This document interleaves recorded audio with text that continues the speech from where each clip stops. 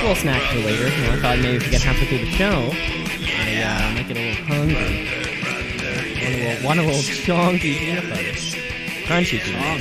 Crunchy. I always want to call it chunky. Well, I mean, it is, right? It is chunky, that's for sure. I can swear. I swear some brands label it chunky. Yeah, you could be right. Either way, I don't know. I'm saving some for later in my mustache. Yeah, either way, I'm smooth all the way. You're a smooth boy. Yeah, it's like finish your job, turn it into peanut butter. The other one, I wouldn't really care if you only had chunky, but see, given the option. To me, and I don't know, I think this is just the way my mind works. To me, like, crunchy peanut butter is now, it's transcended past snack. Because there's like there's a solid component to it. It's kind of like it's three things now. It's butter, peanuts, and bread. Like it's almost, dare I say, a meal. Where a piece of toast, you can throw them all. You throw them all over the place. They're putting them for you at Denny's for breakfast. You're not eating them. Oh, I'm eating the toast. You're eating the toast every time? Damn. Yeah, because whenever you go out of a restaurant, the toast is always so much better than what you can make at home. Yeah, these industrial toasters they have, or maybe it's the butter. It's both. It's always perfectly toasted. The butter's perfectly melted. You don't see any white. It's all just that golden yellow. They've really figured out the perfect setting. And I mean, shit, I've had my toaster oven for 5 years now. I don't think I know the perfect, toast level still. I know everything. It sucks, if you ever get a new oven or a microwave, you lose all your favorite settings. I know exactly the minute to how long the water's going to boil and how long I can walk away and all this shit. I know exactly what I can do in the amount of time. Yeah, see, that's the thing. Anytime you move, you're guaranteed to kind of fuck up your first meal. Yeah. And I've moved. I mean, this is my third place here in the city alone. Every time you get, I think our first place was like a gas stove top, with the little flame, and then our second place was it wasn't like the grill. It was just like a surface, like a flat, slightly elevated surface, heated. Yeah. Where also the newer ones, right? Where I maybe. Yeah, I guess so. Yeah, you see that nowadays where the one... It's just like a flat glass with a hot thing underneath. Exactly. Yes. Where the one that we're in now, it feels more of like what I know a stove to be. Like it's the little grill. The coil? Yeah, and you can physically remove it to clean under it. I think those are fading out. Right. From what I know. So I guess just the one solid top. I mean, though, obviously the coil's going to exist for decades. We all still own them, but... Yeah, I want to remove it and then have to remove that little, kind of basin catcher that's underneath, and you really got to clean that. Get all those crumbs out. Get all of those crumbs out, because when something kind of slips in down there, I slip some eggs down there by accident. If you're cooking and then it'll start burning, smoke comes up, you're like, fuck. The whole house burns down. You got to be like, Mom, Dad, I'm so sorry. I just wanted eggs. I just wanted eggs. Well, your dad would probably be privy to some kind of information. I'm sure you had some kind of fire training that was probably more than I had. No, I think we all had the same stuff. When you're really young in school, you learn some stuff. Oh, of course, but you I mean, I didn't get any private lessons. Your dad didn't give you any okay, they're going to tell you to do this, but what you're actually going to want to do is this. No secret tips. There were no secret menu. There was no secret kind of like in and out thing, menu of fire safety. With a wink. No. I think he would do the same thing. Just call 911. Okay. Yeah, he's not doing... See, he doesn't have gear at home. He's not going to run and hook up the hose. Well, I don't know. I mean, Bruce Willis didn't have his gear on him at Nakatomi Tower, but he found a way to save the day anyways. I think your dad would have found a way. He could. I mean, people would show up like, hey, you need a hand? See, I faced advanced training in potentially limb-losing dangerous things. Like when it came to, of course, doing chores is like mowing the lawn. I had steel-toe boots mowing the lawn ever since I can remember mowing the lawn. It was just like that safety thing of like, oh, like you're fucking doing this because my dad knows a lot of people who lost a foot doing that, or lost a leg doing that, or if you're, he knows a lot, you say. He knows a lot more than somebody would if he wasn't, a professional of the sort. But or when you're cutting a lawn, always go side to side. Or if you're cutting a hill, like cutting a lawn on a hill, always go side to side and not up and down. Because my dad knows a fair amount of people who it fell back on them, and now they don't have certain appendages. So you want to look out for that because, if we miss... And also at the same time, though, maybe if we're mistreating these lawnmowers, maybe these lawnmowers are looking for revenge on us. Maybe, I don't know, they're stored in, damp garages or tool sheds. We never clean the grass from directly underneath it. That gets just caked on there. Maybe some of these lawnmowers are looking for some revenge on us. Well, once again, it's the technology. With the old and with the new. These new mowers, they all got the bags that catch the grass for you. You don't got to do anything. Charge the battery. Yeah. Have you tried these personal pace lawnmowers? It's got a little motor in it. It works it does the pushing for you. I'm sure you could get like a Roomba type thing for your lawn that would just mow the grass for you. I'm sure they've tried that. They've 1,000% tried. I bet it's like they kill a lot of like chipmunks and stuff. Or I was going to say they can't quite figure out how to make it sort of cut consistent rows or columns. I mean, the Roomba can just sort of move its way around your home when you don't notice. But if that same technology on a yard, the lines would be all over the place. If an electric razor can be set to a certain level, I think this mower can figure it out. This mower can figure it out. God damn it! You set the length and you go from there. I hope so, because I don't want one of these old lawnmowers. The 2 parts gas, 1 part oil, or heaven forbid, one of those electric mowers. Start to get some. Start to take it back on me. Because I don't know. I don't think the machines are going to rise up. Not yet? Well, not though. Those old ones, they don't even have computer chips in them. Oh, I guess they don't have a computer chip, so they're fine. Well, fuck, Mike. There's no time like the present. Why don't you tell the kids at home what they're listening to? The one and only Shoot Brothers Wrestling Podcast, the premier podcast of the year, whatever that means. Hosted by Mike the Shoot Shepherd and Cameron Thunder Osborne. I'm over here. I'm one of the co-hosts of the premiere 2020, which will go down in history as such a great time.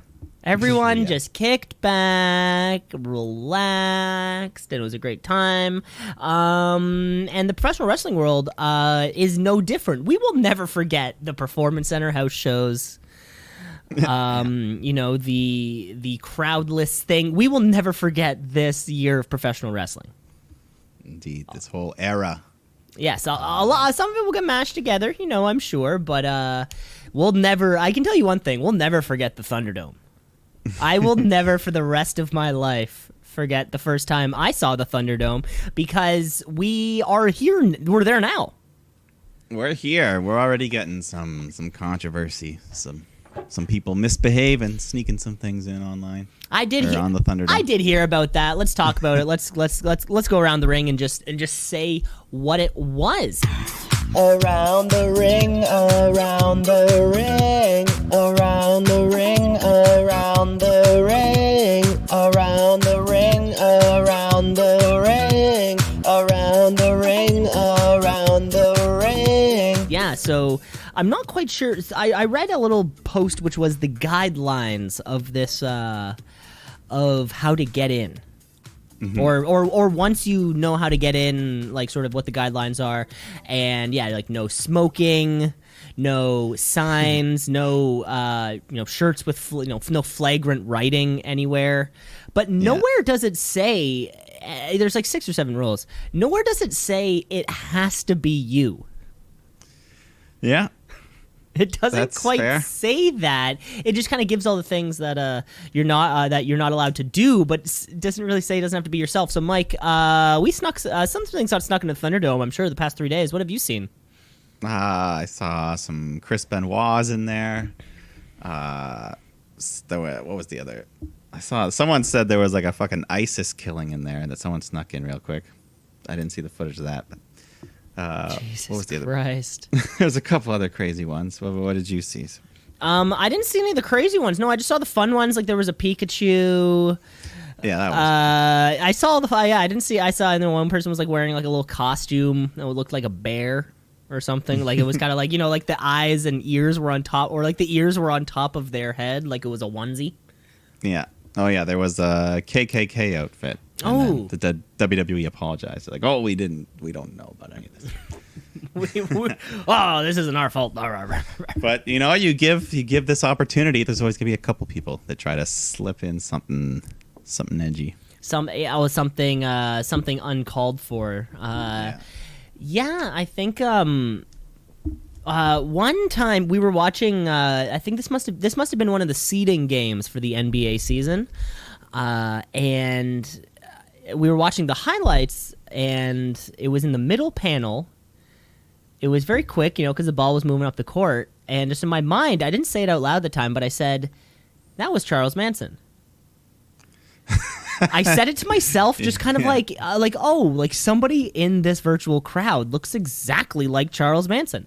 And then the ball goes back up the court, and I realized, oh no, it's not Charles Manson. It's a fairly iconic photo, possibly his like Wikipedia photo of Charles Manson. And we go back in these highlights. I finally say it out loud so we can get to the bottom of this thing. Go back in the highlights, and 100%, someone had figured out how to post, I guess, like just like an image on the computer. I don't know if they held another screen, you know, up to their camera or something.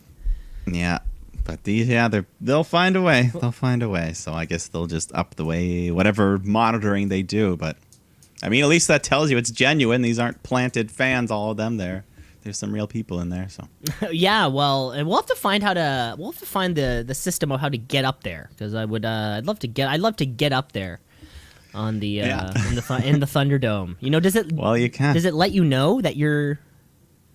I don't know. I think you just like apply, and then if you get through it, they email you and say, "Here's your time. Sign in," and something like that. That's so cool. I think next step is you have a webcam directly on top of every single LED board, and then fans pay you get your to own access view. That specific webcam, or possibly access like all. Maybe they can do it by tiers. You know, you can pay like $40 to get this row of webcams, and then $50 to get the. And then maybe, you know, it's you on the screen and you seeing from the seat. I don't know. That's I don't even know how I stumbled. The sidebar, last summer I found this website where like it's like remote controlled cars and robots and stuff with webcams on the top. Kind of like what you're saying, but the keyboard, you can control where it's going with your keyboard. And so this guy set them up in his house, but then people would like work together to like try to knock over his lamps and start fucking shit up when he's gone. And oh, really? It ended up being chaos. But the idea was really cool. Like I hopped on a couple times and started moving this car around. It was cool. And it was just like but in his and family he'd come up room. like, "You guys, you fucking broke my lamp!" And he'd start yelling. But it was fun. That's what happens when you let somebody in your house. Like, that's like the thing. Yeah, you give the fans like the power, they're gonna do something. But God, that's, anyways, that was just. Anyways, a little sidebar. Thunderdome's still going well. That was our little trip around the ring. Unless, Mike, you have any more news? No, not really. It's only been a short while since our last. We're like dynamite right now. We're jumping all over the place. Yeah, the Shoot Brothers just like dynamite. We're jumping all over the place. Mike, this is reminiscent to those. This always happens to us in the sort of like mid-fall. There always gets to be, we have like an AEW thing going on, and then we'll have Survivor Series, and then we go to Saudi Arabia. There always seems to be like this one time of a year where kind of like everything's happening at the same time. And Mike, maybe this is just it, because like you just said, we're bringing to you a special show because PayBack is like in 48 hours or something. Yeah, brief And SummerSlam was only like 72 hours ago. And SummerSlam certainly feels like it just happened. God, I have the Roman Reigns return. It certainly it feels like it just happened yesterday. I'm so glad I can start talking about Roman Reigns again. It was so long that I haven't said his name. So before we get to our wrestling week, do you want to let's crown a new Twitter champion? It's the tweet of the week. It's the tweet of the week. Let's do it. New tweet of the week champion, and and Mike, we say this every single time. Anybody can win this award. Anybody. Of course, I think it's Full Sail with the work shoot tweet, which I'm still super high on. That was a great one. They're doing a great job. We'll have to keep an eye on Full Sail University. But this week's tweet of the week goes to a man he's had his WrestleMania moment. He is a National Basketball Association Hall of Famer. Oh. We're talking about the great Shaqtus, Shaquille O'Neal. You're this week's Tweet of the Week champion. Of course, we saw Chris Jericho on Inside the NBA, I think back in October. Of course, the TNT show, AEW's on TNT. So, and Shaq is no stranger to the wrestling world. Oh, no, he loves it. I'd say he's a big fan. One could even argue and say, that he's a big fan. One of the largest fans in the world of WWE, you could argue. One of the largest fans in the world of, WWE. It certainly seems like he's a fan of another promotion, which is on his network, because earlier on in the week, Shaq was asked by a fan on Twitter, "Hey, would love to see you in AEW. Who could you beat? Or who would you beat? Sorry." And Shaq didn't mince words or anything. He didn't. You think Shaq and Brian Cage? That would certainly be one hell of a beatdown. Shaq and Brody Lee. No. Shaq responds to the fan by saying, "I'd love to fight Cody. Write it, print it, text it to him. Call AEW up." We are gearing up to, or we do have a pay-per-view coming up, and certainly one in the fall. Mike, is Cody Shaq. How do you see that matchup going down? I don't know. I think Shaq's just having some fun. Well, certainly, and I think the standard for celebrity match has been upped since TakeOver 30. I think Pat McAfee's performance. If Shaq's going to hit the ring, especially with one like Cody, you can't fuck around anymore. Yeah, I don't know. He's so big. I don't know what kind of bumps he would take, or if he falls on his back, does he have to be helped back up? He's so large. Yeah. It's probably, 7'1", probably 300 pounds or something. He's like at least. At least. Oh, my God. But Shaq, you are the Tweet of the Week champion. Congratulations. And he has been in a WWE ring, so he's a former wrestler. Yeah, former wrestler. There you go. It was him and Big Show, right? Well, that match never actually happened, but okay. Shaq was in the Andre the Giant Battle Royal. Oh, okay. He showed up. That's fun. Yeah. That's fun. So Kurt Angle is not the only Olympic gold medalist to fight in WWE. That's a good point. Yeah. Yeah. Yeah, there you go. All right. Shaq. Mike Tyson, doesn't he have a boxing match coming up soon? I did hear that. Yeah, Mike Tyson's boxing somebody, but in a more of an exhibition friendly style. It's just it's not for a belt. 8 rounds or something instead of the full 10. It's something like that. Boxing for seniors. I don't know. I just mentioned him because remember it seemed like he was going to fight Jericho or something, and then they never did that. They never. Yeah, we seem to have gone a bit had cold. An angle. We had a bit of an angle there coming out of Double or Nothing. Yeah. Oh well, maybe that's where Shaq comes in. Maybe that. Well, the seeds were planted. Shaq, Mike Tyson at Full Gear. There's the match we're gonna get, the ultimate celebrity match. Yeah. Okay, Mike. Of course, we covered our SummerSlam last week. Just came off of a hot show. I've been dreaming about Roman Reigns lately and his new teeth.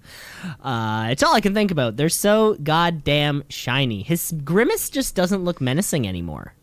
I mean, yeah, he didn't even have. I don't know why he needed the teeth. His teeth were fine. Well, before. veneers gap, is maybe. the thing. Everyone wants veneers. Looks good. His movie career is kind of going. I don't want to say it's taken off, but it's going places. He was in that David Spade Netflix movie, which you should see. Oh, did you? Sorry. you saw the wrong Missy. No, I did not. Oh. It's just the way you sold it as if it was. You're like, he was in the new Netflix David Spade movie. Wow. Those are 3 facts. It was Netflix, it was new, and it's David Spade. I know. And he's in it for a period of time. You should check it out. Is it? Okay. It's pretty. It's pretty funny. It's pretty funny. And so yeah, like I was saying, Roman Reigns just hot on the mind. It's all I've been thinking about. But we're actually gonna kick off. We're actually gonna go off to Monday Night Raw. Yeah, it's not even SmackDown hasn't even happened It's not even yet. SmackDown hasn't even happened yet. But Roman, the Blue Brand, the Thunderdome, it all works for me. Well, you'll get your fill. You'll get your fill this weekend. I will get my fill this weekend. Let's just kick off Monday Night Raw. Let's get raw.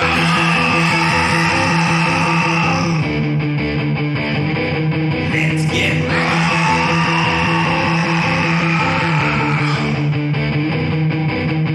Yeah, let's kick off. Roman's your Buzz Lightyear, so let's bring out Woody. Drew McIntyre. You're sick of him now.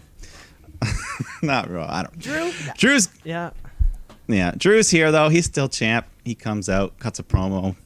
I beat Orton, and hey mate, you want to step up again? That's fine. I'll do what I did, or do what I didn't get to do, and kick your head off. Send you to Claymore Country. So Drew leaves, but then Randy attacks him on the ramp. They fight into the gorilla position again, and then Orton just hits him with the punt 2 times to Drew's skull, leaves him laid out. The old double punt. Yeah, I don't know if he's ever done 2 in a row. 2 in a row. Is that concussion worthy? Yeah, I'd say so. God. So he's out. Then we go back to the ring. Shayna Baszler taking on Bayley, but then Nia Jax comes out because she's still feuding with Shayna, and she's got some new hair, some little pink and blue.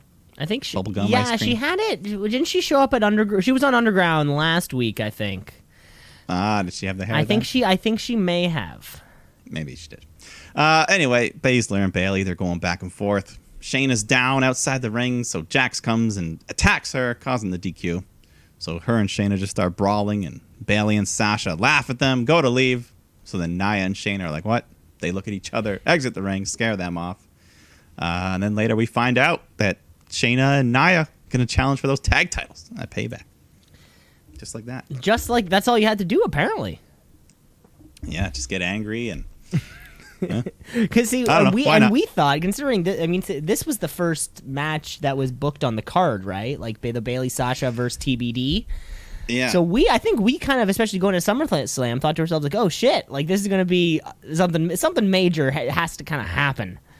Yeah. But so far, it feels like nothing really major has happened, and maybe this, it kind of becomes that like those like the partners who hate each other thing, which I'm sure has been done.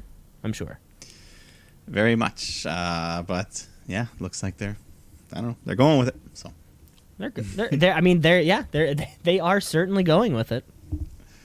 But then Kevin Owens comes out to host the KO show, and he's I think earlier on his guest is Aleister Black, so he was knocking on the door, making sure he was going to come out. And he does come out. Aleister's coming out. He's got his eye patch on from his attack from Rollins and Murphy last month. They just kind of talk about his absence and the attack that happened. And in the middle of all this, Black just falls down to a knee and starts clutching at his eye. He's in pain. So Owens is like, let's get some help. But it was all the ploy. Black nails him with a spinning elbow, followed by the Black Mass. So it looks like we got us a heel turn. Looks like we got us a heel turn. And it's so hard for somebody who has long hair and a beard and already wears black clothes. Like to turn heel. You think those would be like all the things that the heel already has, but no. Aleister Black was behind the door, and God, it seems like Kevin Owens maybe should not have knocked. Yeah, they weren't doing anything with Black anyway, so I'm fine with this heel turn. Yeah, it's kind of been missing his edge certainly. You know, that kind keep of, the eye patch. I like it. It's it was like it was. I like how it was like wrapped around. It wasn't like professional. It looked like from a movie villain. Yeah, like it wasn't an eye patch. It looked like kind of like a band or like a scarf. Yeah, they sort of like used. someone from Waterworld or something.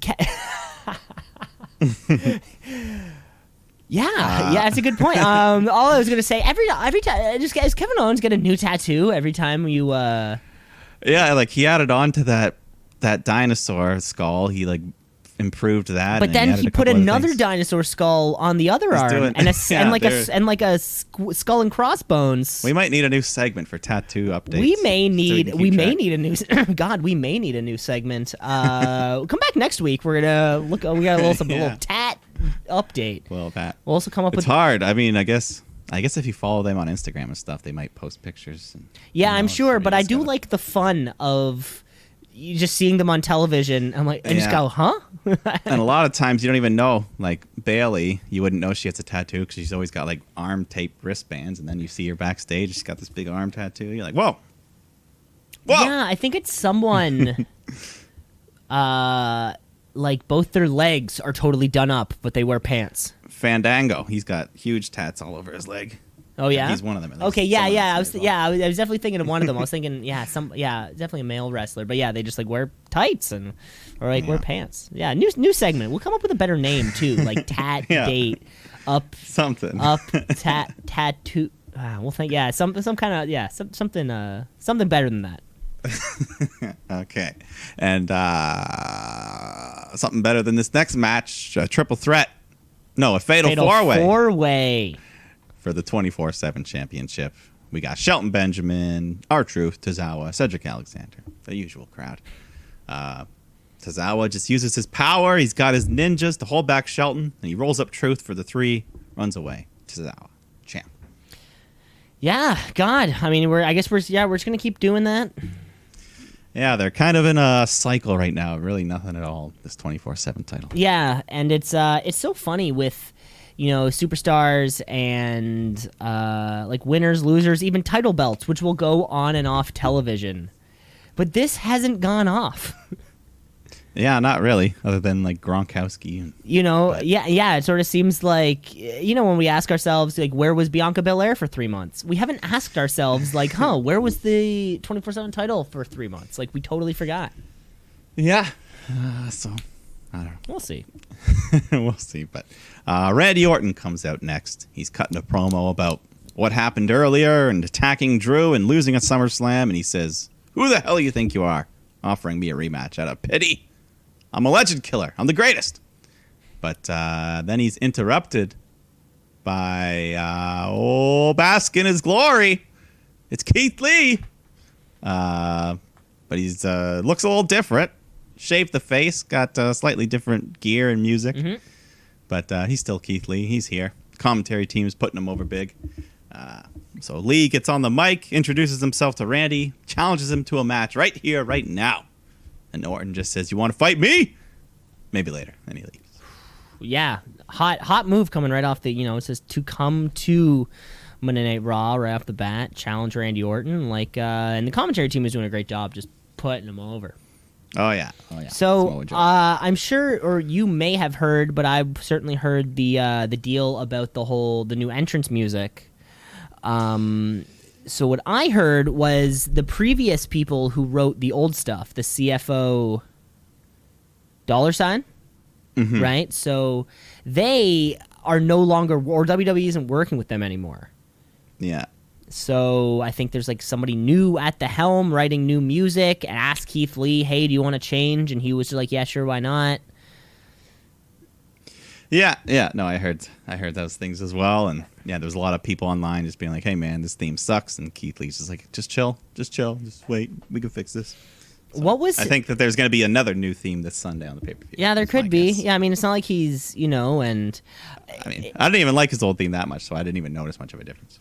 Because and it's funny, we're always looking at a Monday Night Raw as in, or whether it's Raw or SmackDown or anything on the main roster, we're always looking at it from the point of like, oh, like we saw you in NXT, sometimes we saw you on the Indies or somewhere else, and then you made your way to NXT, and now you're on the main roster. Like we sort of followed the progression. We keep forgetting there's like literally millions of people out there who didn't have that whole backstory. Just like the first time they ever saw Keith Lee was like last night. Yep. We keep forgetting about all those people, and yeah, I'm sure half of them were probably like, dude, this is a badass song. That guy looks awesome. Like all these things that, yeah, if we just didn't have the context, it would be so different. Yeah.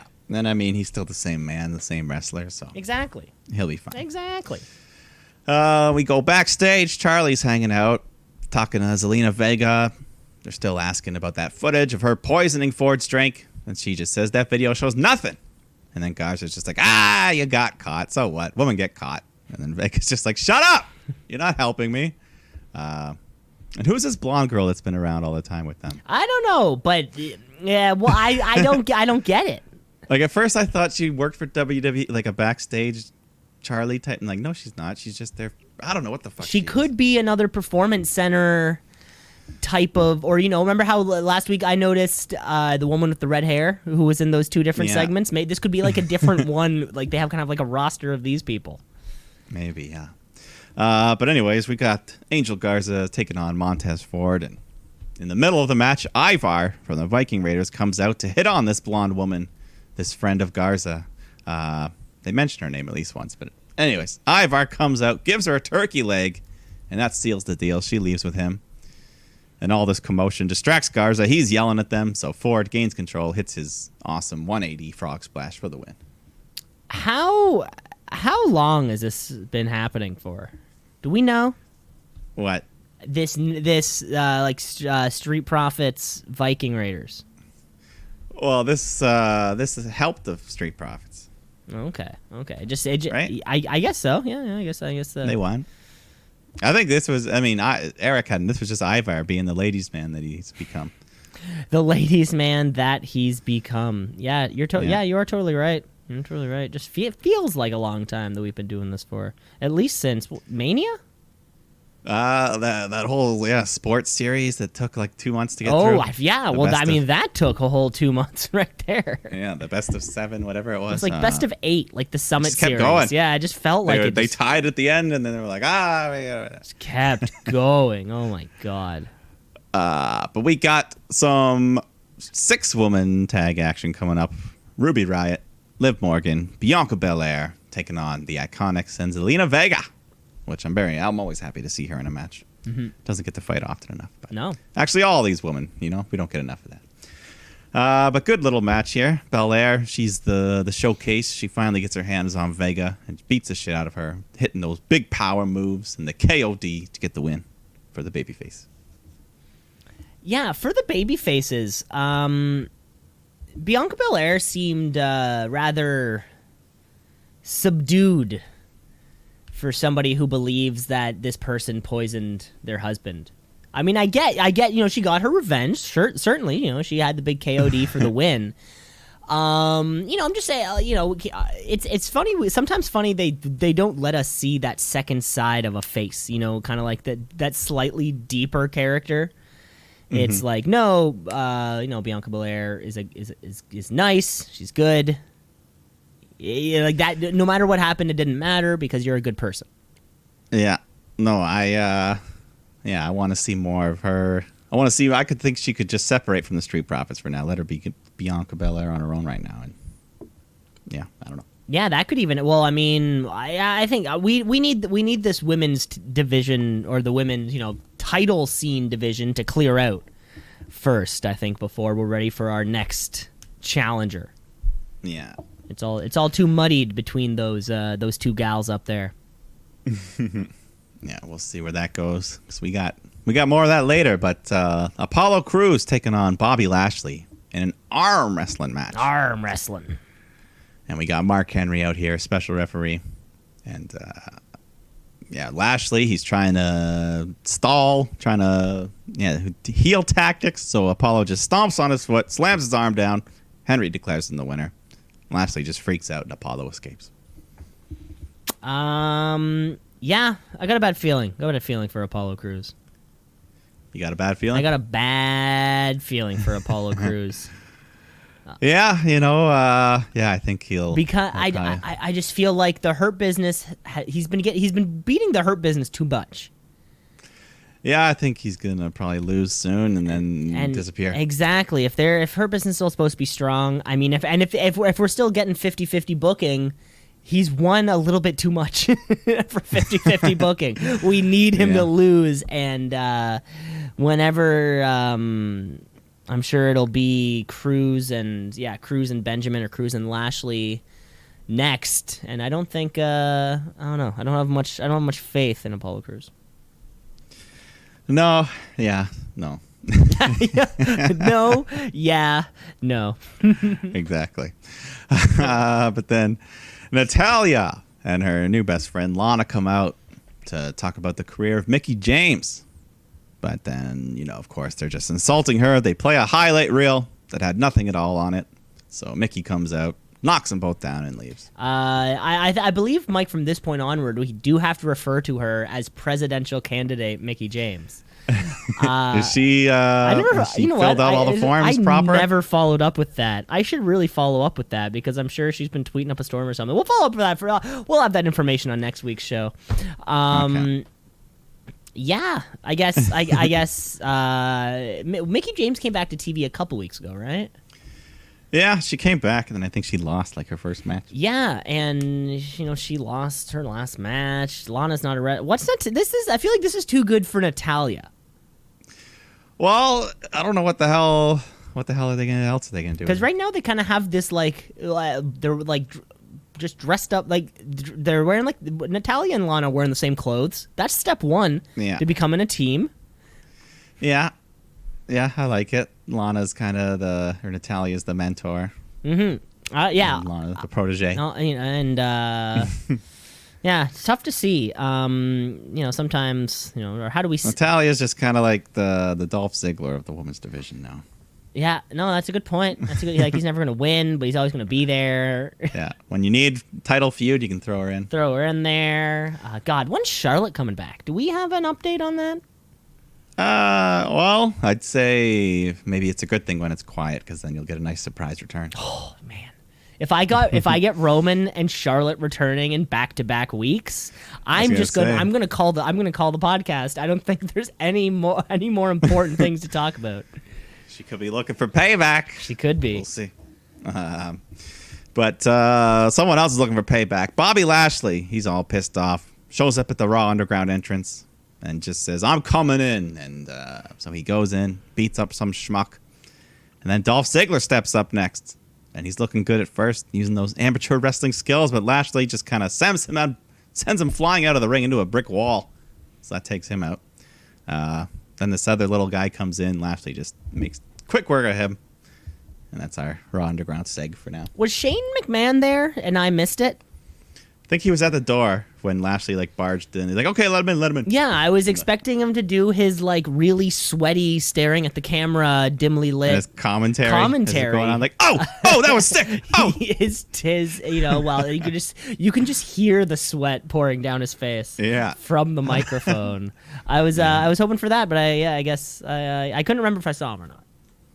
And I think the dancers are officially gone. Yes, yeah. I think after week one, the first meeting review of what Raw Underground was like, the first thing to go, maybe the porno music was the first thing. The softcore porno music was maybe the first thing to go. A hard second was the go-go dancers. Mm-hmm. But we got Randy Orton. He is taking on Keith Lee. And yeah, so slightly different appearance for Lee. He's wrestling with a shirt on now. Well, I guess Vince is afraid of that big belly. Vince doesn't. I have no history to suggest that Vince likes. He has no problem with fat people or heavier people. His problem is seeing the belly. I mean, any of the largest superstars in history have always been wearing a singlet or something to cover up the gut. For the most part, yeah. But and I think unfortunately Keith Lee may fall into that category of just covering up the gut.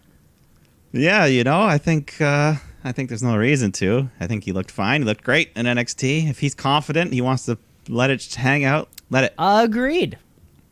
On the guys like Kevin Owens, they don't want to. That's fine as well. That's all. You can wear whatever you want when you're in the wrestling ring. Yeah. Whatever you want. So looked a little weird, but obviously whatever, it's fine. But. Anyways, they only get to fight for a little while. Orton's looking for the RKO when Drew appears. Attacks Orton, causing the DQ. So he just beats up Orton for a bit, sends him running off. Yeah, that's yeah, I liked that. I think we know that Keith Lee is huge. They know he's going to be huge. Why we don't have to see him in a massive first match on his first night? It was a nice little teaser for the folks at home that don't know. Whet their appetite. It was a nice little teaser, and I think that these two guys have a moment in this year's Rumble. I know. I remember Lee and Brock did. Yeah, I can't remember. Oh God, I gotta watch that I can't remember. Yeah, it was such a good Rumble. Oh, it was such a good Rumble. I just thought that everyone was with everyone. I mean, yeah, I can't remember what Orton was doing that night. Anyways, can we go backstage and Charlie asks Drew about what just happened, and then Randy attacks him from behind and gives Drew his third punt of the evening. That's too many. That's too many punts. Yeah. So he's dead. I think that's the last we see of him. So he's dead. No stretcher job though. No. I mean, it's a big stretch. It's a big stretcher. He's a big boy. We get a Raw Women's Championship rematch from SummerSlam. Asuka versus Sasha Banks, but this time it's a lumberjack match. And I'm glad they don't call it lumberjills anymore. Oh, they used to? Yeah, like during the Diva era. Like, here's the lumberjills. Would you? Yeah, I guess that's a good. I guess it raises the question for me. Really, do lumberjacks, or what do they call themselves? Do they call themselves like, or would someone say like, I am a professional lumberjack, or would they say like, no? Or would they say like, I am a woodsmith, or like, would they have another word? Like, I'm an agricultural. Engineer. Agricultural engineer. Pardon? I'm a lumberjack. Oh, okay. Yeah. Anyways, lumberjack match. They don't really get a lot of time here, but it was a fun few minutes. Well, it lasted. Mm-hmm. Sasha tells Bayley on the outside, give me a chair. But then Shayna Baszler appears, attacks Bayley, and this distraction allows Asuka to get that Asuka lock submission win to retain. So it looks like that feud will be over. Yeah, this could be over, opening up the Raw Women's division, which I think is in desperate need of being opened up. Because Sasha's a SmackDown performer, correct? Yeah, but I think as long as her and Bayley have these tag titles, they're allowed to go back and forth. Yeah, certainly. But allegedly, after this Sunday, if they lose, then yeah, they'll both go back to SmackDown exclusive. You would think. Well, I mean, the Brand to Brand Invitational is just asking for performers. They still get their 4. Yeah, because I'm not deleting the tab until it's been one calendar year since the last invite. The last invite, of course, was Charlotte Flair on May 22nd of this year. So on May 22nd of next year, we can officially say, lay to rest the Brand Invitational. Then we go back to Raw Underground, where Cedric Alexander's showing up to fight Lashley. But Bobby just chokes him out. So then the Viking Raiders show up, and they start brawling with the Hurt Business. But the Hurt Business end up standing tall. They just take out everyone, which is what they should be doing. I feel. Yeah, let them. Yeah, build up some credibility and. Let them run amok. Yeah, and that was your Raw Underground for the week.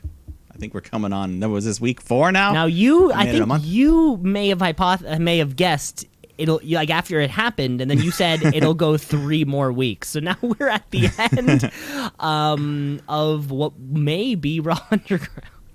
Yeah, we'll see. But the main event of the evening, we got Rey and Dominic Mysterio tagging up to take on Seth Rollins and Murphy. So this was a match that we speculated, I thought for sure this could be on PayBack, but they were just going to give it away like this. With no notice. I just kind of assumed this would be on PayBack. Yeah, but anyways, Dominic continues to look good. He's hitting big dive off the top rope to the floor. Some springboards later. Nice tornado DDTs. And Rey gets tagged in. He starts unloading on Murphy. Gets him on the ropes. And then Dominic's like, Dad, double! So Rey tags him in. They hit the double 619 onto Murphy. And then Dominic goes up to the top rope for the frog splash. But the lights flicker.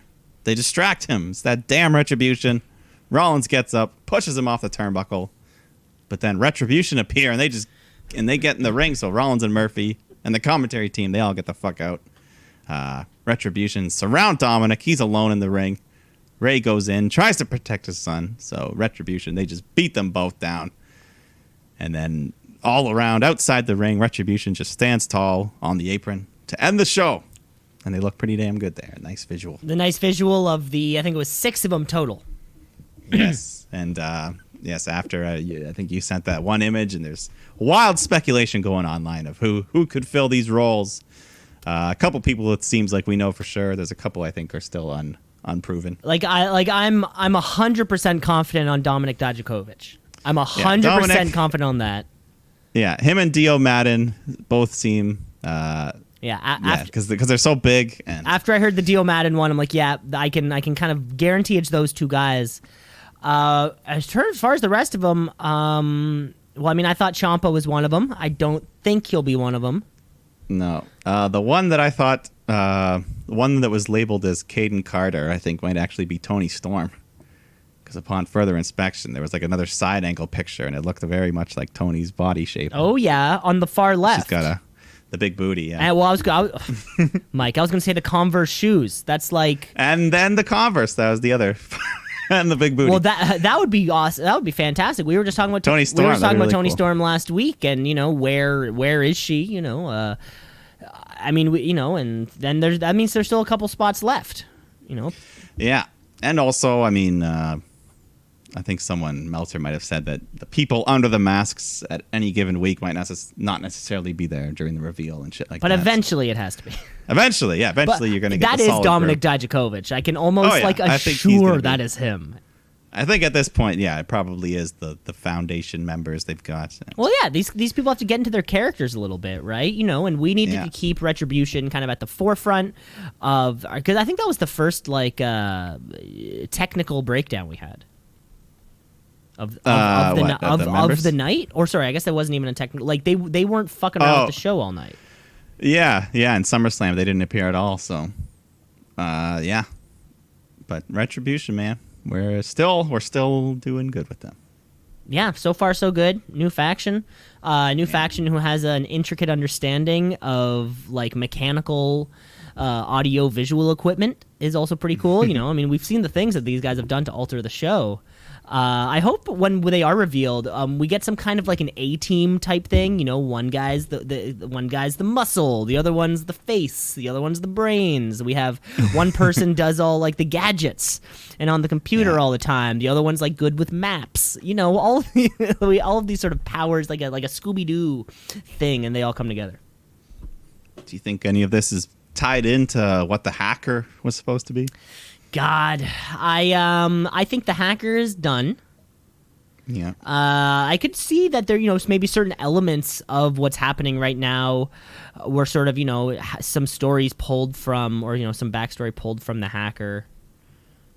Mm-hmm. I still think he was supposed to be Mustafa Ali, who also came back and disappeared. Exactly. He would have been a good member of Retribution. He would have been a perfect member of Retribution, right? I still think he was supposed to be the hacker.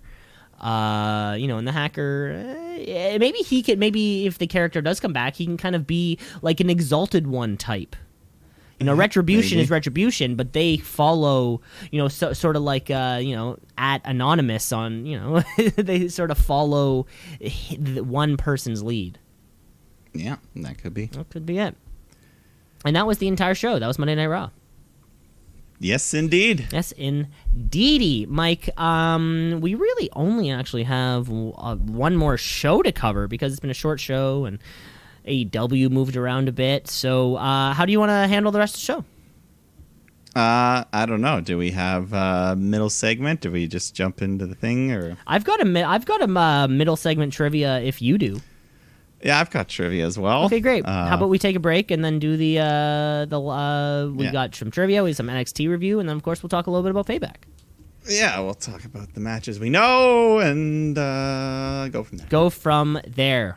Stick around. Let's shoot, yeah, let's shoot, yeah, let's shoot, brother, yeah, let's shoot, yeah, let's shoot, yeah, let's shoot, brother, yeah. Back here with part 2. People got into a big discussion last week regarding the canon of Indiana Jones and regarding which is considered part 2 of the franchise. I really don't want to get into it this week, but I do have to say, just on the note, and this is going to throw us into a whole new thing. So Empire Strikes Back, like Star Wars Episode 5, is my personal favorite Star Wars. Yeah. Which... me as well. At one point, it was part... I mean, I guess it was never branded as part 2. They never shied away. Forever, the opening scrolling credits has always read Episode 5. Mm-hmm. But it wasn't always like that with part 4, though. It was not always like that with part 4. You know, he just similar to the Indiana Jones time shuffle. George Lucas did a similar time shuffle, maybe to create. That must have been, you know, it's 1980 or whatever. You sit down in the theater, the credits open, it says Episode 5. You're like, what did I miss? Yeah, you know, imagine I thought that. this was the second one. Going to the theaters for Empire, they're like Episode 5. What the hell? I missed everything. Yeah. But I should say, though, that I guess Attack of the Clones, Episode 2. Yeah. What's the best part about Episode 2? Maybe little Yoda fighting. Yeah, all 3 of those movies have a single redeeming factor. Yeah, but... and I can't remember what 2's is. The first trilogy, I can just sit down and watch them anytime. The other 3, I never really care to watch. And it's really picking apart piece by piece. Like, I could scroll through 2 and find, like, you know, like the best scene couple or something. Cool fight scenes. You know, like in Episode 1, the pod racing well, scene's yeah, of course. cool. Episode 1 is the pod racing. Episode 3 has the Anakin the climactic Obi-Wan battle. fight on that planet. And the lava. 2 has something also. I just fucking can't remember it. More than, I don't know, Jango Fett? I think it. No, I was going to say Django? I was going to say somewhere around the Grievous fight. Oh yeah, he's kind of cool too. There's a whole thing when they're kind of like motherfucker. at his like base, and that kind of like it's like a long like hole in the ground. Fuck, I have to rewatch Episode 2. Yeah, I mean, yeah. It's because if you want. It has been a while, but this is part 2 of the Troop Brothers Wrestling Podcast. Let's kick off. I still haven't seen Episode 9. Neither have I. I was told by a Star Wars fan, you won't gain anything by seeing it. I'm gonna watch it eventually just to finish out the series. But Well, you know, one of these days I'm gonna get. I'm not in a hurry. I'm just not in a hurry. You know, it's apparently kind of like the things I thought would happen happened, and like the things that shouldn't have happened also happened. It was sort of like just it was. I didn't hate Episode 8 as much as a lot of people did either. I thought it was funny. I thought 8 was also pretty cool. Some great scenes in that movie. There was the scene when they're like messing up like the casino planet. And I loved that scene. And talking to friends, they're like, "Oh, that was the worst." I'm like, "How was that?" Yeah, some people hated that whole fun. side story with the. Was that the same planet where they like ride those? Yeah, that was the fun part. They're riding these horses. Yeah, I didn't mind. I was like, "That's cool. I like This it." is awesome. And those little creatures that are there for laughs, I didn't mind them. Like- They're like minions. They're like the minions. They're like of the little. movie. They're the minions of the Star Wars expanded universe. I don't know. It's just Yeah. like it's. And people are like, oh, they're Disney. They Disneyed us. They Disneyed us. Yeah, you fucking shut up, all you marks anyways, out there. yes. All those marks out there.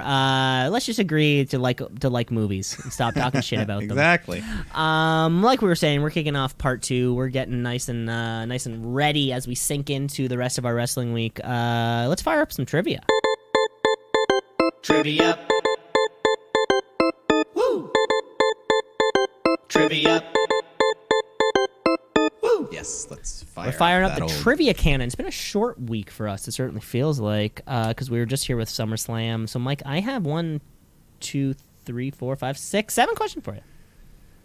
I got 5 questions. Ooh, fun. I'm going to kick it off. Mike, some of these questions may get progressively harder as they go. All right. As they go. But, Mike, these are questions that are specific to you. These are non-wrestling questions. Because who can say no? Mike, you would describe yourself as a fan of the Toronto Maple Leafs. Of course. You would possibly go, maybe even go as far as saying they're your favorite team. I would absolutely say that. You would absolutely say that. So we have 7. We have 7 questions for you. Maple Leaf themed, of varying degrees of hardness. So let's not forget that. Yeah. No, I mean, hey, there's 100 years of history, so it can get pretty tough. I've only been alive for a third. It could get pretty tough. We're gonna ask this question though. The Maple Leafs have won how many Stanley Cups? It's gotta be 13. Unlucky 13, but it's lucky for you. Maybe that's why the Leafs can't win, because we're stuck at 13 and you can't get over that unlucky hump. Montreal did. So. Oh, they found a way. They found a way. We're the second most in the league. Well, still, I bet they crossed 13 somewhere in the midst of like another 5 straight. You know, it was just sort of like rudimentary to them at that point. Yeah, they got there. Yeah. But yeah, 13. That's the number. That's the number. All right. You want me to go? Yeah, hit me. Okay, so this week I'm looking for. So we're gonna go by championships. I'm gonna name a championship and then give you a list of wrestlers. Okay. And you gotta tell me among them who have won it.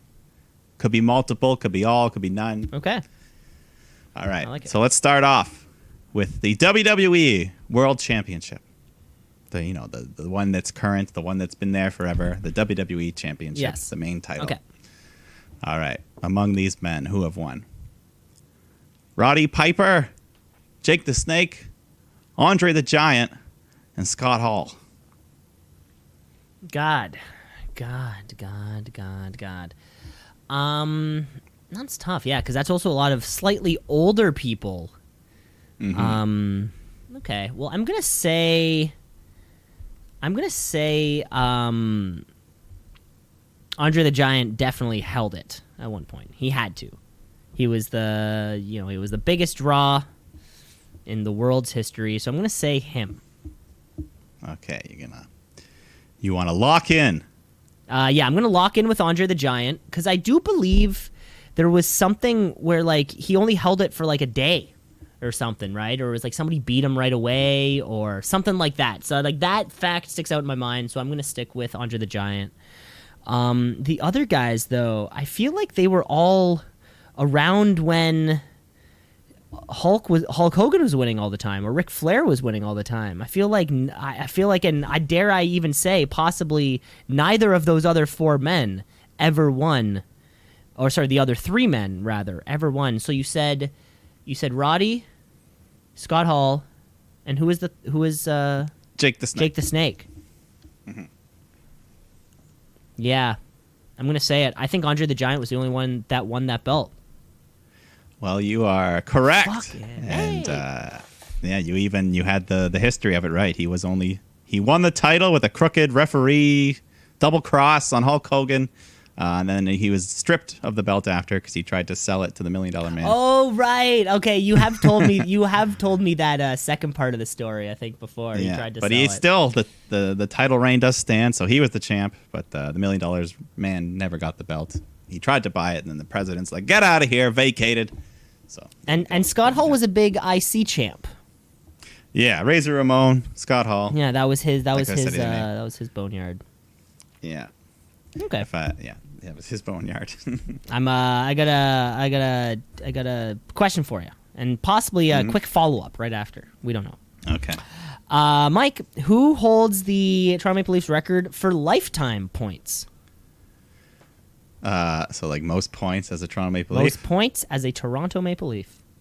That would have to be Matt Sundin. Oh, of course. He had his poster on your wall. You always wanted to be number 13. Of course it's Matt Sundin. Matt Sundin also holds the record holds the franchise record for goals. Yeah. How many does he have? This will have to just be a guess, but I know he has over 500 career goals, but I don't know. He also played for Quebec before he got to Toronto. Mm-hmm. But how many goals did he score in Quebec? So goals as a Maple Leaf, let's say he had 508. Mike, you're a little high. Apparently Matt Sundin was also a little high. Matt Sundin holds the franchise record for goals with 420. Oh, nice. There you go. Well, for now. For now. Austin Matthews, he's gunning for you. He's gunning for possibly. I don't know. Probably is what I'm saying. You heard it here. You're here first. Austin Matthews is going to do well in this league. Nobody's ever said that before. I'm not saying just well. I'm saying franchise leader. Yeah, hopefully. A franchise that's existed for 100 years. So, all right. You want more? Yes, please. Okay, now we're moving on to tag team championships. And this will include any iteration because there's been way too many. Yeah, okay. So any iteration of tag team titles. Which of these men have won? And I'm going to give you individual men. Okay. So who does it? Anyways.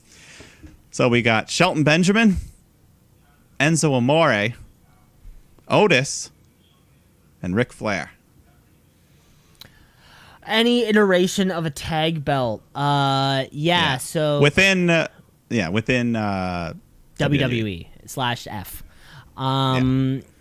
Okay, Shelton Benjamin has, because I can picture him as being like I can picture the Wikipedia, but I can picture he was with a partner who that wasn't the partner's first time. Like he was with a partner who also won a bunch of championships. So I'm going to say Shelton Benjamin. I'm also going to say, who was the second name? Enzo Amore. Enzo Amore never won. He never won it. They were in that ladder match, that Mania 32 or 33 ladder match. But I don't think he ever won. Luke Gallows, they were champs in the New Day, so I'm going to say no to Enzo. Yes to Shelton Benjamin. No to Otis. Unless the tag titles are moving around so quickly over there on SmackDown, I can't even tell. And then finally, Ric Flair. I feel like Ric Flair and Edge won it together. Or maybe Ric Flair and Randy Orton. So I'm going to say yes to him. So I'm going to say Ric Flair and Shelton Benjamin. Final answer. Lock it in. You got both of them correct. Hey. That was Shelton Benjamin won it with Charlie Haas was his partner. Okay. They won a couple times. Okay. They were just and then Ric Flair, he won it not with Orton but with Batista in Evolution. A different Evolution also, member, right? Yeah. Okay. And then in the early 2000s, him and Roddy Piper had a late old man fun run. Oh, that's fun. The old man run. Yes, so far you are perfect on these answers. God. Enzo Amore, though, very surprising. One of the most over tag teams in NXT and WWE, and they never won a single belt. Well, I think leading up to that, like Gallows had it heading into that Mania. Not Gallows. Sorry, or Cass. Sorry. Yeah. Big Cass. Yeah. Well, I was gonna say, I think like the Luke Gallows and the other guy. Oh yeah. Had the belts going into that Mania where they lost it, and I think like that the reign right before that was the 400-day New Day reign. Yeah. Oh yeah. Then the Hardy Boys returned. And they had that WrestleMania, the Mania moment of the year. Yeah, that was huge. A huge pop on that. Yeah. All right. More questions for you. We were just talking about franchise points. But your question right now is, who is the current active leader in Toronto Maple Leaf points? In points? Points. Yeah, I'm going to have to say it would be Morgan Riley.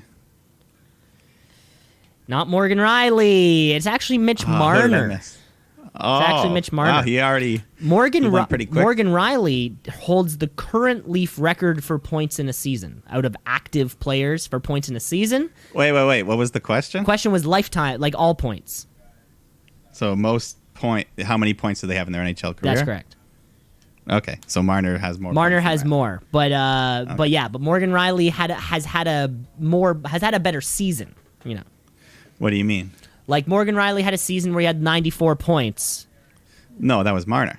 No, I think it said Morgan Riley. Was it Marner? Anyways, Marner. So I think you got the names reversed. So maybe I'm No. It is Mitch Marner, 100%. With more, I'm gonna do a quick check. You're doing a quick check? I don't know. Well, because you just said Riley would never have a 94-point season. Well, that was me building fanfare to the occasion. But yes, certainly. Okay, well.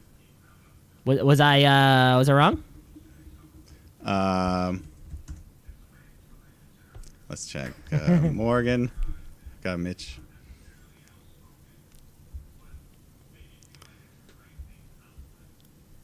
Oh, wait, I clicked on the same name.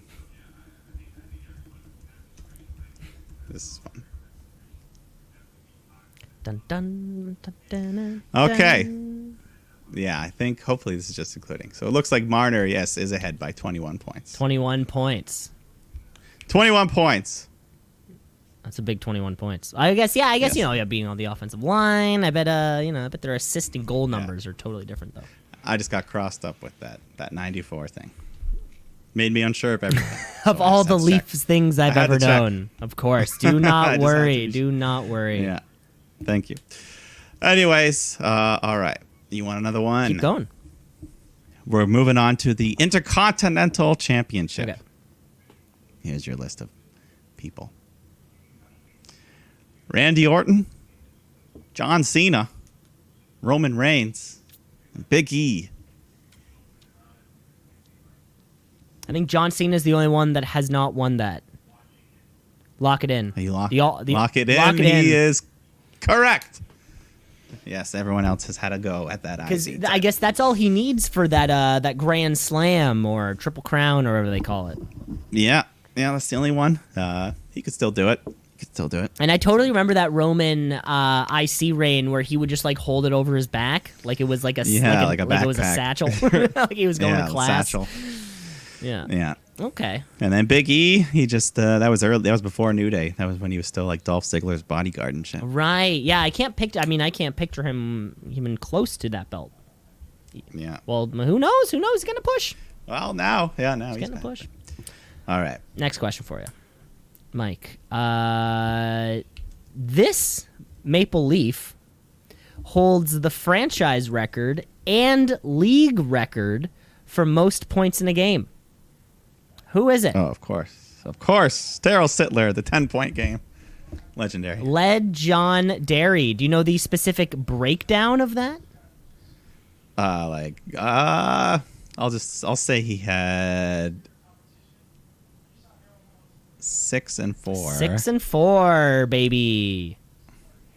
If I didn't say goals or assists though. Oh, I just okay. Which one is it then? Well, now that I know, I'll say 6.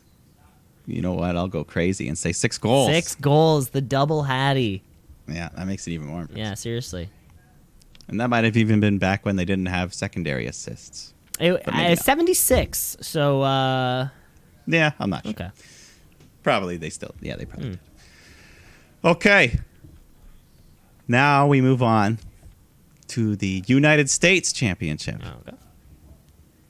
Here's your list. Kalisto, R-Truth, Cesaro, and Sheamus. Oh, this is a good one. This is a good one. 'Cause I feel like Cesaro won stuff before I knew who he was. And I know Sheamus has a history, but I don't picture him with the U.S. title around his. I can certainly see him with the big gold belt. I can see him with the like little spinner type looking thing. But I can't picture him with a U.S. title around his belt. Cesaro, Kalisto though, I feel like that one's there. That's the either to throw me off. That's the wild card. Sorry, who was the first one? R-Truth was the other one? Yes, R-Truth was the other one. Yeah, so R-Truth has won this title. Cesaro has also won this title. And I'm split on Kalisto. I'm going to say no on Kalisto. So Cesaro and R-Truth. Final. Well, they have all won it. Ah, shit. God damn it. All 4 of them. Okay. All four. Yeah, Kalisto's definitely blink and you'll miss it. There's actually a 2-time champion. Him and Del Rio traded it briefly, but Okay. yeah, it was you would never expect him to be. And then Sheamus, he's just kind of always involved in things. So yeah, his was another quick nothing reign. Yeah, I can't picture him with that one. Yeah, I think that was like back in 2011, 2012, something like that. Interesting. Okay. Okay. Okay, Mike, I have 2 more questions for you here. Wonderful. Wonderful. First one. Toronto Maple Leafs, like you said, they've been around for 100+ years. That's a lot of hockey games. It's a lot of games of hockey.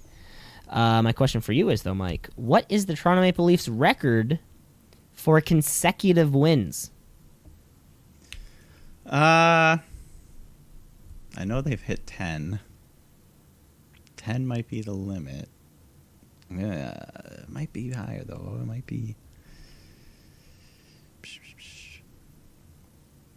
I know it's... I'm going to say it's less than 15. You know what? I'm going to say it was 10. And even 10, you got it. Yeah. Got it. Happened early in the 1993-94 season. Now, the Leafs do have a 13-game home winning streak. But, of course, there were some losses and stuff in amongst there. 10 overall. I like it. Okay, my final question for you. Or the final list. So this one's going to involve any belt from NXT, not including the Cruiserweights. Okay. So we don't confuse. But any of the NXT titles. So which of these people have won any belt on NXT?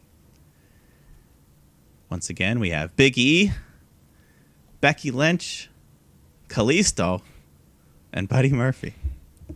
Fucking Kalisto. Okay, so Big E, he won the NXT championship, so he's won a belt.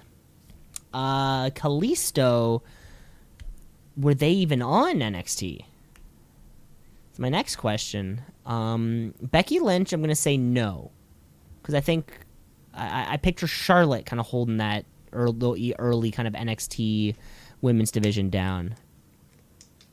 And then, Bayley and Sasha. I picture Becky Lynch kind of being the odd one out of those 4 horsewomen. So I'm going to say no on Lynch. Murphy. Now, he was in a tag team with some other white guy. Did they ever hold the belt? I guess is the question. I'm going to say yes. Murphy and another one-named guy. Okay, so we're at Big E, Murph, no Lynch, and fucking Kalisto again. This son of a bitch. You know what? I'm gonna say I don't think he would have gone 2 in a row with Kalisto, so I'm gonna say no on Kalisto. So we got Big E and Murphy. Well, damn it, Kalisto got you. Kalisto got me twice. The son of a bitch. He got you. He was a former NXT tag team champion with Sin Cara. Okay. And Buddy Murphy, yes, you knew he was a champ. He was a tag champ with Wesley Blake. Yes. Who is in the Forgotten Sons now. And Big E was the champ. You knew that, and Becky Lynch never won. So Kalisto, the wild card. Kalisto screwed me on 2. I like that I could factor him in. On 2 of these questions, Kalisto screwed me. God damn it. But overall, though, you did pretty well. You knew your history. Mike, I have one more question for you. This question has no winners and losers. This question has just a give me all of your effort as you can. As we know, the Toronto Maple Leafs management team and sort of team history has a tough time with what other franchise find something that's easier when it comes to retiring numbers. Toronto Maple Leafs almost don't like to retire. They have this sort of honoring system. They used to, and then it wasn't until a few years ago. A little bit weird, but of course some number. They had a mass retirement. Retirement on October 15th, 2016. Mike, my question for you today is to name off as many retired players rather. You don't have to know their number. As many retired players as you can on the Toronto Maple Leafs. How many total do we have? Oh God, 1, 2, 3, 4. Oh, you don't have... No, I actually just literally have the list and was just going to kind of okay. 2, you 4, don't have to give 6, me that. 8, 10, 12, 14, 16, 18, 19. 19. All right. I'll start with the big boys. You got Matt Sundin. You got Doug Gilmour, Wendell Clark, Johnny Bauer, Daryl Sittler, Bjorn Salming, Dave Keon. Trying to think more older guys. Turk Broda, I think I'm gonna say he's on there. Mm-hmm. Let's go more mid range. All right, what's another old one? Ace Bailey. There's an old one. I think he's on there. Yeah, think of some of the Hut gold icons. Gold icons. I already said Sundin and Sittler and Gilmore. There's a lot of icons. It's a couple more.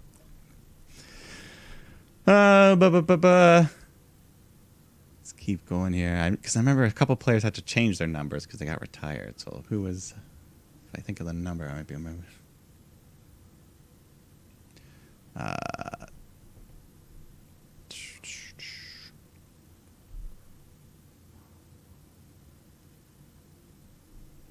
You're at 9, so you're almost about half. Yeah. But I know there's a lot of names that I know. I'm just not saying them yet. They're on the tip of your tongue, but you can't get it. Of course, you are at 9. There is no completion number. It's just the most you can conjure. I know, but I want to. Of course. More players, more goalies, maybe.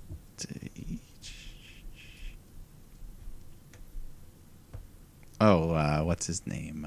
The mustache guy. Why can't I think of the mustache guy? You know, the big Lanny McDonald? He's not on the list. Ah, damn. But he did play for the I think he did a little bit, yeah. I think he did a little bit. The mustache guy. The mustache Lanny McDonald.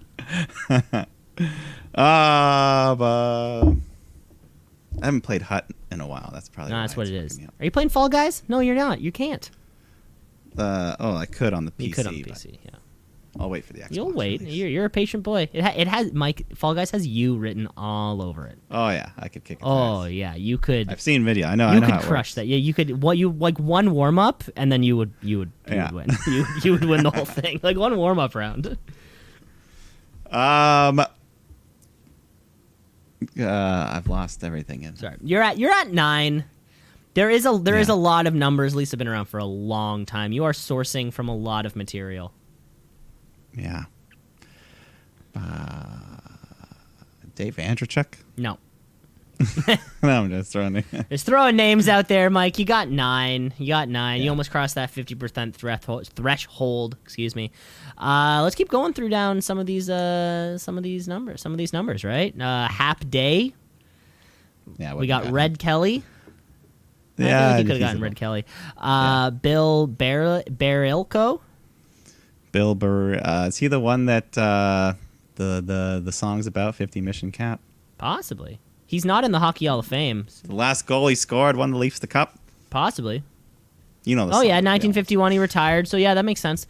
You said Ace Bailey. We got King Clancy. You missed King out Clancy, on Tim Horton. Tim Horton. That was I should have. Charlie Conacher. Yeah, Charlie. He's in the Ted game. Kennedy. George Armstrong. Ted Kennedy. Sil Apps. Yeah. I should have gotten the one you're missing. You're just missing one more. Left wing. Frank Mihaljevic. Yeah, I should have gotten like three or four. You could have gotten a couple more, but you know, after such a long storied history like that of the Toronto Maple Leafs, how are you supposed to keep up? Yeah. Well, that was still a lot of fun. That was a great game of trivia, but there's nothing more to play around with because we have to get ourselves to NXT. NXT, what does it mean? I don't know, but it's some good wrestling. So NXT, watch and see. Gotta tap out a count out of 1, 2, 3. So we just had a fantastic TakeOver 30. However, the rumors swirling regarding potential injury at the top of the card. And Trips knows it's on all of our minds, so we don't even get to it. We actually kick off the show with Karrion Kross, of course, accompanied by Scarlett, making their way down to the ring. And on the scale of Karrion Kross outfits, which we've seen now, so we have his like tights ready to go. We saw him in he was like in a suit and rain jacket that one time, but this was just kind of like black suit, a little bit different than the last formal attire we saw him in. A little bit different. Yes, but he had his new NXT title belt with him, and he also had a sling on his arm. So that tells us this injury, it's real. And Cross gets on the mic, cuts a promo, and he confirms it. I'm the champ. I was right, but they aren't going to let me defend this title, the condition I'm in. So he takes off the belt, lays it down in the ring. And then Scarlett puts the hourglass down, and it gets all smoky. That's terrible. That was the shittiest way to open NXT. But the only way you could open NXT, I mean, it was we all knew about it, and we had to address it right away. And it was I saw a post somewhere online. It was like 5 years ago, almost to the day, that Finn Balor did the exact same thing, relinquishing his Universal Championship with a shoulder injury. You fucking hate to see it. Yeah, right at his crowning moment. So he's obviously going to be out for a good little while, months and months at least. So I'm gonna miss Scarlett. And and the entire thing, it was new, it was fresh. We had a brand new champion. He had a skyrocket up his ass. Who knows where? Who was? Because Lee was out of the picture. Whoever he was going to feud with was wide open. Grimy? Yeah. I don't know. Is Grimy next? I don't know. But he's gone. But we have someone news here. Wade Barrett was here on commentary. Yes, former wrestler of the week, Wade Barrett. Stu Bennett. When did he win it? What was he doing? He was doing commentary on NWA Power. Well, I mean, I guess. Well, I mean, we shouldn't be calling him Wade Barrett. We should possibly be calling him. There could be a time where we call him, the first ever, first husband, first man of the White House.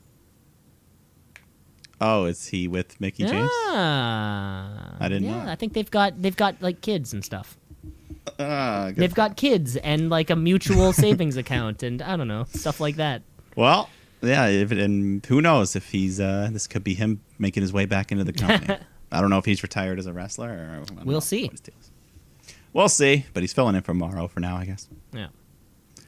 But we got title shots. NXT tag title match, Imperium defending against Breezango, who've been getting this little mini push lately. A mini push. Yeah, and you know what? It continues because they're going at it. Breeze hits a pair of big super kicks, and then both men are down. Fandango hits a big-ass double leg drop, both men off the top rope. And that gets a 3 count. Breezango, our NXT tag champs. And Mike, and we were just playing the belt game a few seconds ago. Is this their first title win? Yeah, both men, first title of any kind. Oh, that's awesome. So, yeah, they could be in a future edition of that game. Depending on how long they hold these belts, it may be forgotten very quick. Yeah, no, that's fantastic. But, this tag division needs a kick in the pants, so hopefully they'll do something. Mm-hmm. But I don't see them. They're still a bit of a comedy act, so I don't see them holding it for too long. Yeah, it'll be tough to tell. I think I remembered last week I was thinking of the name of somebody from NXT UK that I was really reminded of. It was Joe Coffey. Oh, yeah. Yeah, that guy. Yeah. Yeah, well, I mean, hopefully Imperium sticks around for a little bit because Imperium's here. That means hopefully Walter is nearby. So, yeah, I don't know. I don't know. Mm-hmm. Apparently he doesn't want to leave the UK, though. We'll see. We'll see. We go backstage. Damian Priest is being interviewed. He's still drinking that champagne when your boy Timothy Thatcher interrupts him, saying he wants that first shot. So looks like that'll happen, I guess. But see, and this was just a major bummer for me, Mike, because nobody ever wins on the first shot. Karrion Kross? Well, he doesn't count. The Thatch Man. I know the Thatch Man. The Thatch Man. He's subject to a different set of booking rules. I know. But hey, he could still put on a great match. Who knows? You never know. Maybe Priest gets injured and he has to relinquish the belt. Oh my God! Maybe he gets injured in the fight pit, something like that. I think leading to what would be my WrestleMania, or when NXT does their Mania takeover, Grimes and Thatcher in the fight pit for the North American title. That's my dream match. Like, how do we book that? That could be funny. Yeah, that could be fun. I think also at some point, I don't remember where or what, Austin Theory showed up. So I guess he's back on NXT. He was John with somebody backstage.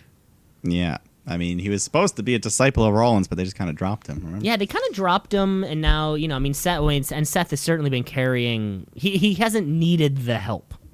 No, Austin would just be lost at this point. Exactly. But then we go... Jake Atlas is taking on the returning Tommaso Ciampa. And Ciampa comes out. He's got this like mask type of thing on. Mm-hmm. What would you call it? I'd call it a mask, but it's really funny to see somebody wearing a mask, but their like it doesn't cover the beard because his beard's fucking huge. So it just kind of like you see it and you're like, oh, it's you, Tommaso Ciampa. It's like, who are you? Are you trying to hide? Yeah. But Ciampa is vicious. He destroys Atlas in this match. Just goes crazy. Hits the Willow's Bell DDT for the quick win. But he's not done. Ciampa just pulls off the heel moves and starts just beating down Atlas after the match to the point that the man needs to be stretchered out of there. But then the dirty bastard goes and DDTs him off the stretcher to the floor. So we got a full-on heel Ciampa again. And this was the first time we've seen Tommaso Ciampa since his loss to Karrion Kross at TakeOver in Your House. So, and it was great to see him come back on a warpath. So come back like somebody who's been recovering 2 months and like, hey, I used to run this show here. Yeah, so he's back. He's angry. He's not being nice. Then we go to the ring. Mia Yim is supposed to take on Mercedes Martinez, but then Robert Stone comes out with he's wearing these old lady glasses with the beads and everything hanging on. What was with that? And he says he's not letting his client Mercedes come out because of Rhea Ripley attacking her last week. And as he's in the middle of speaking, he's run over from behind by Shotzi Blackheart in her tank. I love it. This gag will never get old for me. He's just screaming in agony. Aaliyah's trying to get the tank off. So we get a different match. We get Mia Yim versus Shotzi Blackheart. And, it's just a quick fun little match. They show mutual respect, but Yim takes a cheap shot on Shotzi. But she fights back, hits her big senton off the top rope to get the victory. To get the win. Yeah. And, we were speculating earlier about Retribution. This could be Mia Yim disappearing for NXT, getting called up with husband Keith Lee if she's Retribution on Raw. Oh, yeah. That's a good point. Because she was one of the rumored bodies to be under, one of those. Yeah, okay. Retribution. I think there was a point here where... somebody stops William Regal coming in a room. So there's this very important scene where it was Trips, Shawn Michaels, Matt Bloom, and William Regal all sitting around a chair. Or sorry, all sitting around the NXT Board of Governors. NXT Board of Governors, like very, very seriously considering what to do with this NXT title situation. Of course, William Regal tells us he's on his way down to the ring and he'll give us some further information. That's right. So Mr. Regal, he comes out, the belt's sitting there, so he talks about the situation, and we've got to decide a new champion. And after discussing it with the board, next week on a special Tuesday night NXT, because everything's. Do we know why it's moving on Tuesday? I don't know. Okay. But Tuesday night NXT, we're going to have 4 of the greatest NXT superstars, all former champions, will compete in a fatal 4-way 60-minute Iron Man match to decide the new champion. And those men will be Johnny Gargano, Tommaso Ciampa, Finn Balor, and Adam Cole. Oh, boy. Oh, woof. Yeah, so to my knowledge, this may be the first ever multi-man Iron Man match. And this is going to be a hell of a barn burner, I think. It's going to be half of the... That's just your show. Half of the show. Yeah. And, wow. Hopefully it can be one of those commercial break-free episodes because you want to see those 60 minutes. I mean, you want to see the full thing of an Iron Man match, especially. Potential match of the year candidate. I'll say it right now. It has it written all over it. Wade Barrett told us he will be back for next week. He'll be doing commentary next week for that match. God, I mean, right now, I'll say it right now. I'm Team Balor for this one. Team Balor? Believe it or not. Of all the people, I think he's the one that could. Everyone else, I feel like, been there, done that recently. Yeah, well, that's exactly it. Adam Cole's too close. It's almost like Adam Cole's too close. Ciampa and Gargano are too far. Yeah, Finn Balor. It would be a real kick in the pants, as I've been saying. A real coup de grace to the ass of the It'd be a division. real coup de grace if Finn Balor took it, yeah. But I don't know. That's just what I'm saying. Right? Okay, no, that's good. Either way, excited for that one. But in the meantime, we've got a Cruiserweight Championship match to decide here. Santos Escobar defending against Isaiah Swerve Scott. And we get a solid match. Swerve's hitting his high-flying moves, getting a couple near falls. But Escobar's got his cartel. They come out behind the ref's back. They start causing distractions, which allows Escobar to take advantage. And later on in the mask, he sneaks outside and puts on this mask, which appears to have something on the head, because he headbutts Swerve, knocks him out, removes the mask, gets the pinfall. So I'm thinking we got a loaded mask here. We got a loaded mask. See, these luchadors are all allowed to wear their mask. You know, there's that moment before a boxing match or UFC fight where they kind of, the ref will pat the person down to make sure, I'm sure it's probably just tradition at this point, right? But to make sure they're not hiding something. These WWE officials don't go anywhere near the performers. Loaded mask. That's what I think it was. Taking a page out of Sean Spears' book. Yeah, I think there was just a metal. You could see the dome shape. It was like a cup, like a jockstrap cup. It made a metal up under his mask. Boom. Headbutt. Jesus. This could be his new gimmick. He throws that mask on mid-match. Boom. Maybe. But we got more singles action. Kyle O'Reilly in a rare singles bout taking on Drake Maverick. But he still got some Undisputed Era. Roddy and Bobby were there. I don't know where Cole was. Taking a week off. Taking some time Just taking some time off. It's nice to see Kyle. I mean, certainly we haven't seen Kyle O'Reilly much in the last few months at all. Mm-hmm. So, not only seeing him in a singles match, nice to know that he's feeling safe there. Yeah, feeling safe. We got a bigger arena. Right? Wait, never mind. He's still yeah. We're still at Full Sail. But less people around maybe because the other guys moved to the other arena. Yeah. So less contamination to go around. Who knows? But, anyways, Drake's doing all right. He's putting up a good fight, but O'Reilly's working over that knee viciously and locks in this deep knee bar, forcing Maverick to tap out. And then afterwards, the Undisputed Era just beat down Drake. They go to grab some chairs, but then Killian Dane comes out, beats them around, chases them off, and then Drake thanks him, but he wasn't saving him. He clocks him as well. So Jesus Christ. Just a big mean man. A big meanie. But our main event of the evening, we got some tag team action. Io Shirai and Rhea Ripley taking on Dakota Kai and Raquel Gonzalez. And nice tag bout. Two of the biggest women in the division going at it. And then Shirai and Kai, they can continue their little beef. But partway through the match, Mercedes comes out and she yanks Rhea off the apron, slams her into the stairs. So Rhea's a little beaten up and she tags in. But Gonzalez is the one who hits a big boot and then her one-arm powerbomb onto Rhea Ripley to get the win. So that's a big moment for Raquel there. It really is, yeah, to get the pin. The closing moment of a main event of the show. Mm-hmm. So, yeah, and that just continues. Rhea Ripley and Mercedes, they got their beef going on. And are they going to have like a loser has to join Robert Stone brand? Robert Stone on a pole? Yeah. Now we're making... We have another shark cage. Now we're making some sense. Oh, Robert Stone would be perfect for that little shark cage. Yeah. That Enzo just kind of slipped in and out. Remember that? He had the grease or the oil, whatever he had. They greased him up. This is great for Rhea Ripley, too. Rhea Ripley's... I was kind of worried, falling into a similar position that, whether it be Cole, Gargano, Ciampa, these people who... just keep them in NXT. I mean, unfortunately, they've done all they can, but how do we keep these people in NXT without overexposing them? Mm-hmm. Yeah, I don't know what...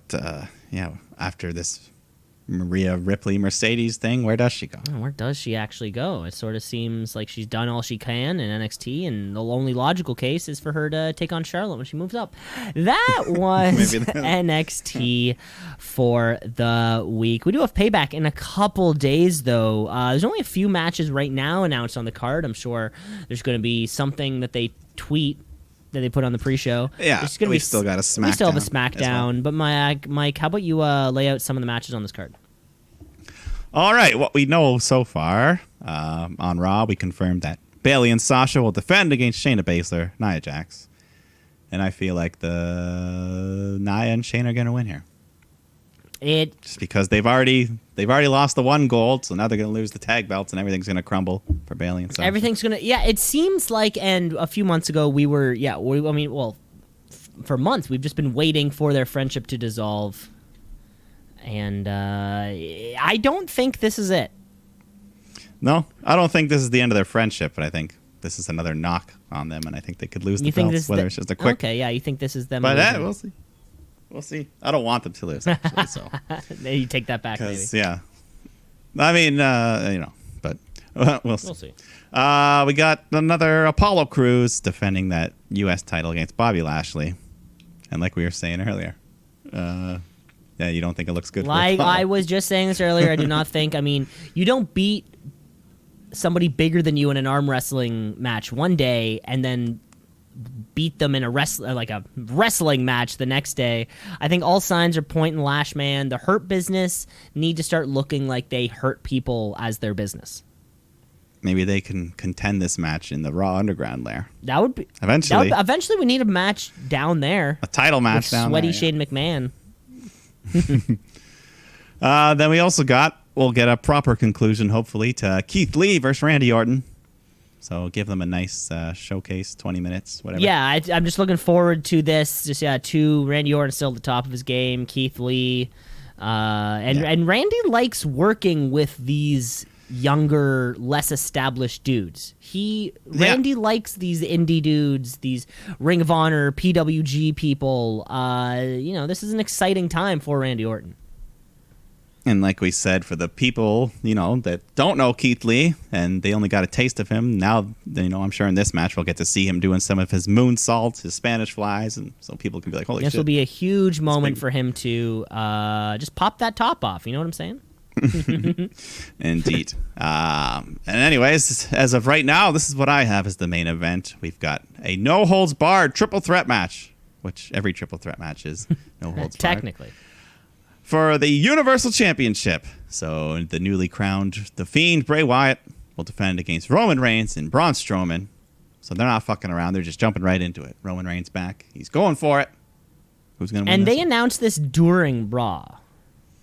Yeah, they just threw it up there, so we don't know any. I mean, Roman hasn't cut his promo yet. We don't know how those new teeth... What if he's got a list? What if he's got a list with these new teeth? Yeah, I mean, God... Could they put the belt on Roman Reigns that quickly? They can't. They could, but I don't think they will. They could, but I don't think they will. Of course. I think he's there to help, so it's not just Braun and The Fiend again. We'll have a hot match, but I think Strowman's there to eat the pin, and The Fiend retains. It's funny. I was going to say Roman is there so Braun can eat the pin. Yeah, you're exactly right. You're right. Hopefully it'll be great. It'll be great to see some of these Superman punches. Who knows? Maybe for all we know, Roman Reigns has added something to his repertoire. Maybe Roman Reigns is ready to win the match, and then we get our appearance of Alexa Bliss to help The Fiend. Of course. I mean, we didn't get Alexa Bliss at SummerSlam. Fans are still hoping that it's going to happen, and this could be the time. Yes. But there's that for now, I guess. I mean, Drew McIntyre will fight someone, I'm assuming. Right? Probably. Yeah, we'll probably see something in the AJ Styles IC world also. Yeah.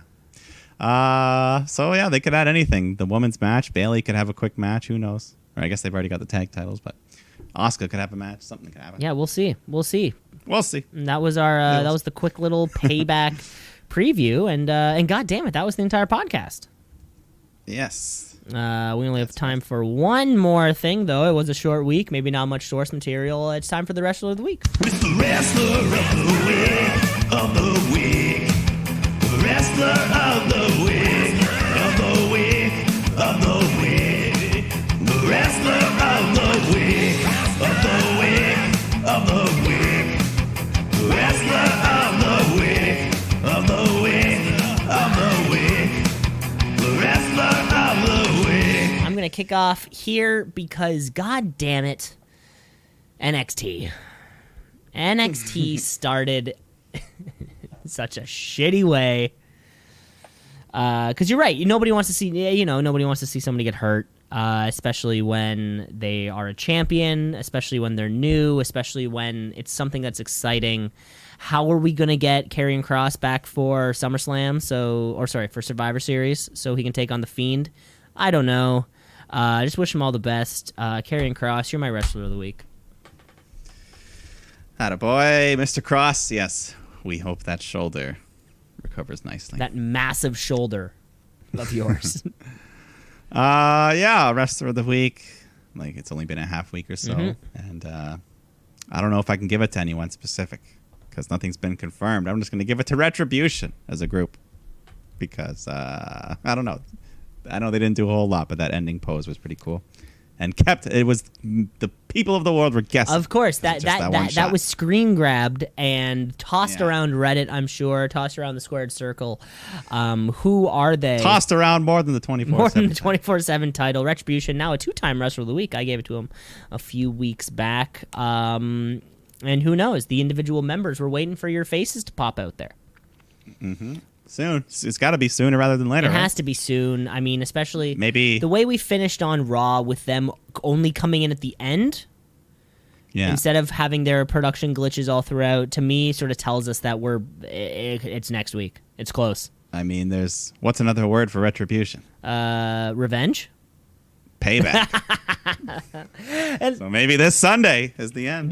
Yeah, exactly. Maybe Retribution fucks up in every single match, like causing everyone to DQ or something, which would be it. That was the podcast, folks. That was a fun time. Remember to rate, review, like, and subscribe because the podcast is everywhere. We're going to be back sometime next week. Yeah, we'll see who's paid back what. We'll see who's settled their debts. We'll see what has been paid back on next week's episode. Mike, you're going up north this weekend.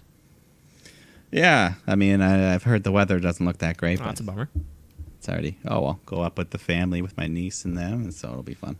That'll be a nice time. Great to get out of the big city every once in a while. Yeah. All right. Well, thanks for listening, folks. Mike, you take care of yourself, and I guess we'll be talking to each other next week. Yes, enjoy the weekend. Thanks, bud. You too.